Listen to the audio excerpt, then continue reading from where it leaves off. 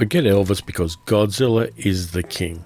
Everyone's favourite Daikaiju is back with a third movie in Legendary Pictures Monsterverse franchise after 2014's Godzilla and 2017's Kong Skull Island. The fourth movie, Godzilla vs. Kong, is due out in March 2020. A lot of the reviews for this movie are in, and a lot of them say pretty much the same things. The kaiju are awesome, but the human part of the story, not so much. I disagree with that, but before I tell you why, let's take a look at the plot.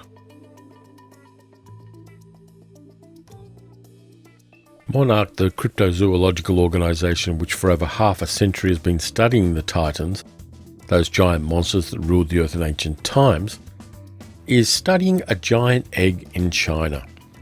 And why not? If you got a giant egg, you might as well study it.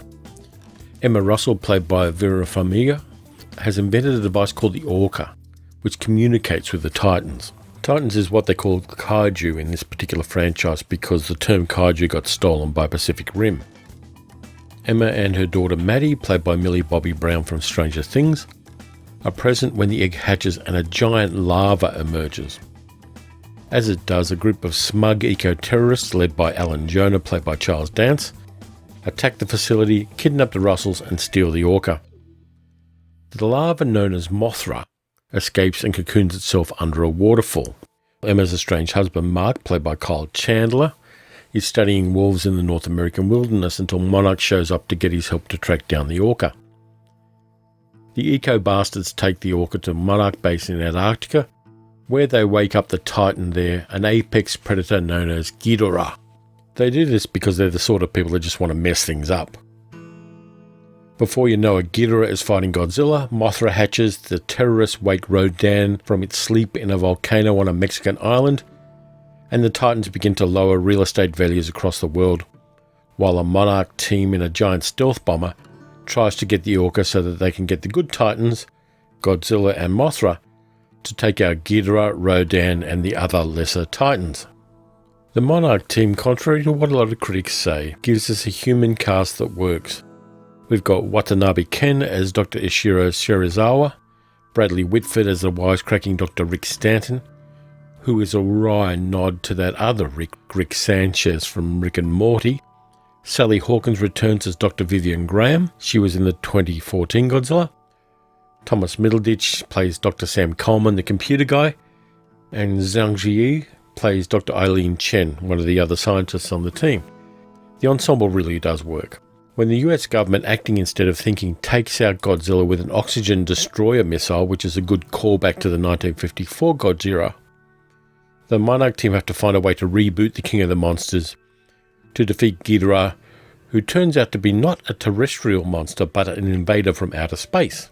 The world building of the Monsterverse gets moved ahead with an ecological message and the idea of good versus bad Titans. Then there's a giant battle in Boston. The monster designs are great. Each of Ghidorah's heads has its own personality. Mothra and Rodan are literally awe-inspiring, and the big guy is definitely king of the monsters. Toho Studios work with Legendary Pictures to do honour to the 65-year history of the franchise, and our favourite monsters are in very safe hands here. Oh yeah, and wait until the end of the credits because there is a post-credits sequence which gives us a potential plotline for future movies in the Monsterverse. For me, the movie works. It gives us all the monster fights we could ask for, a good ensemble cast with the sole exception of Charles Dance, who is cashing a check with his one-dimensional bad guy, and the people in the cast do what they're supposed to do. They facilitate and contextualize the boss battles. In a kaiju movie like this one, the people are never going to be as interesting as the monsters, but they're there to give us an understanding of it, and they're there to give us something of the scale on which these conflicts are going on. I'm ready for the next movie, Godzilla vs. Kong in 2020, which has already finished the primary filming, and they're now working on the effects.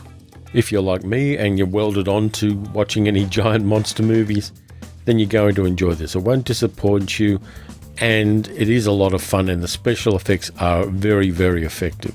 And if you're a bit knowledgeable about the Toho movies that preceded this one, you're going to like a lot of the music because there are some deep cut callbacks to previous monster movies going back to at least the early 1960s. Like a lot of these Easter eggs, it doesn't matter if you don't get them, you're still going to enjoy the movie, but if you do get them, you've got that extra layer of fun. So thanks for watching. If you're interested in giant monsters, I did do my favourite Toho monster movies in a previous video, and you'll find the link up here. Thanks for watching. Please like and subscribe, and leave a little comment down the bottom telling me what you enjoyed about this movie and which other movies you'd recommend people watch as far as the Toho franchises in particular are concerned.